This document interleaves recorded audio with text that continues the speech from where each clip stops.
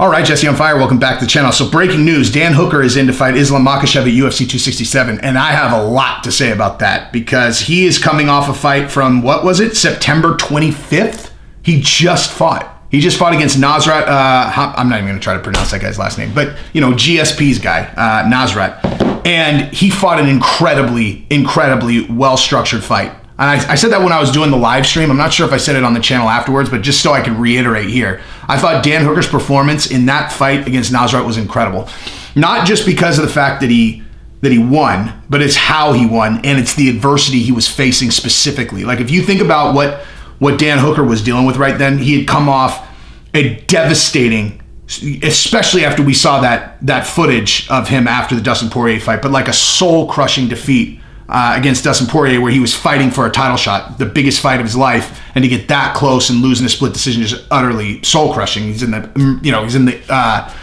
ambulance looking like somebody, tore his soul out of his chest, and he's beaten half to death. And then he comes back and he gets knocked out in the first.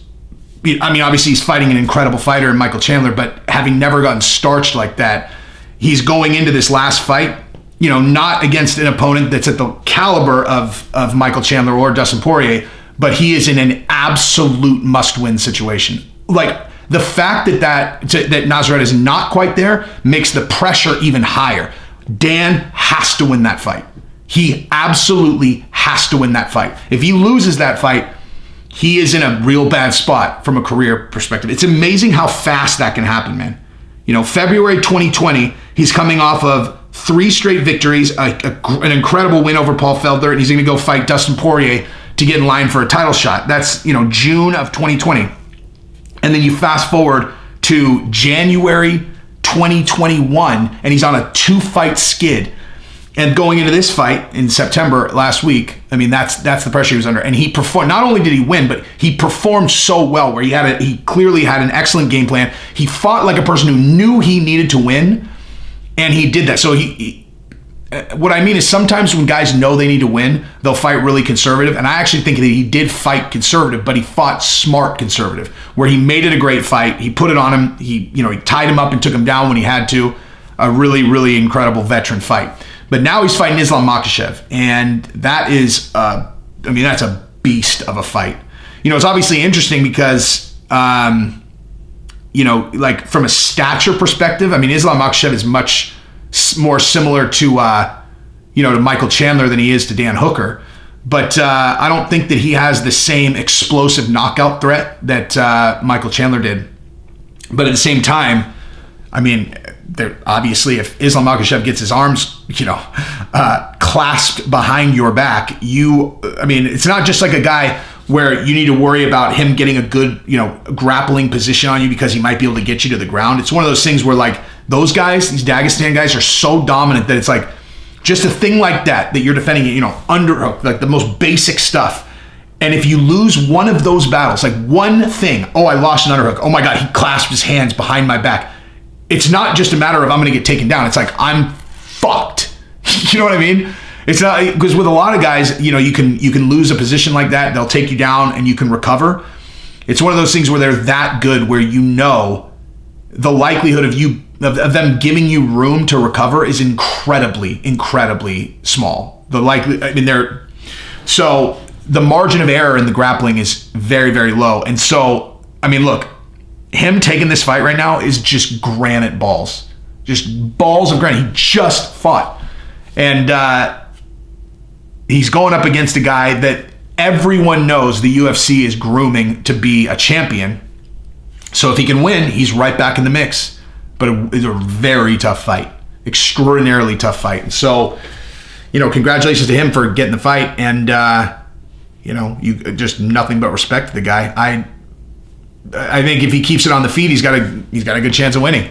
But I have not seen a lot of people have a lot of success against Islam Makachev keeping it on the feet. But this will be a big, big, big step up in competition for Islam Makachev also. Everyone needs to keep that in mind.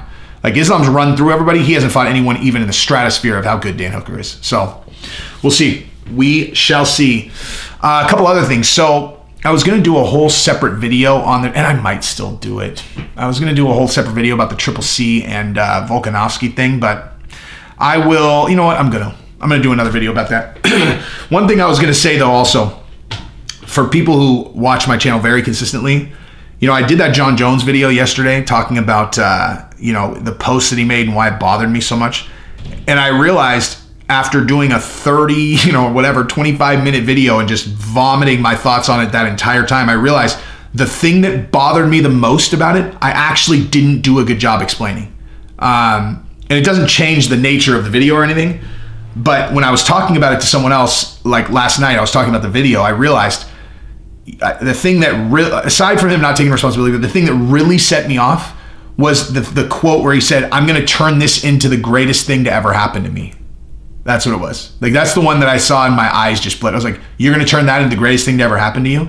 Like, so just to make sure I understand how you're interpreting this.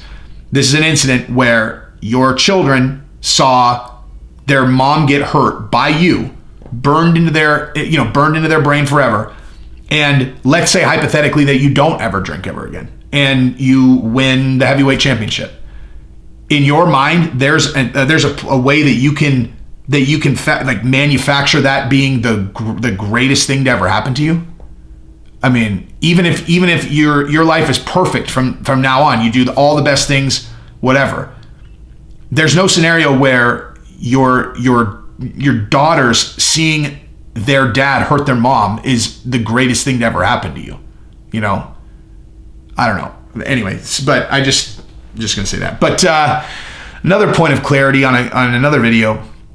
So I did the Aljamain Sterling one yesterday, and I was saying that if someone takes an illegal knee and they take the DQ win, I don't see why anyone should throw rocks at that. And I also said what I think is pussy are people who get back in there only because they're concerned about what other people are going to say about them. Like, they know they're rocked, they know they can't win, and they don't want to continue, but they do it anyway just because they don't want people to call them a pussy on Instagram. And I was like, that's like the pussiest thing ever. And so people are commenting going, "Oh, did you just call Anthony Smith a pussy?" I'm like, huh? That's the kind of thing that infuriates me, man. Like, with having a channel, I was like, that is 100% absolutely not what I said. I didn't call Anthony Smith a pussy. For you to infer that, you have to be saying that you think that I think that the only reason Anthony Smith continued is because he was concerned about what people thought about him on Instagram. Of course that's not true. I think Anthony Smith's a dude with a fucking code. And so him getting back in there is insanely gangster. I think he's a warrior to his bones. So that's the thing. I do not like when people say that I'm saying something about someone that I'm not. And even in the Jon Jones video, I made a thing where I said, I would look at that person and go, "You self-centered shitbox." And they were like, "You called Jon Jones a self-centered shitbox." I'm like, no, I didn't. Listen again. What I said was, if I got famous and rich when I was young, then I already know that the current version of myself with some wisdom would look at the person I would have become, and I would say to that person, "You are a narcissistic, self-centered shitbox." So I wasn't talking about John. I was talking about a hypothetical version of myself in another timeline. So anyway, that's what I got. That's what I got, dude. Let's go Dan Hooker. Let's go Islam Makachev. I'm rooting for both of them. Peace.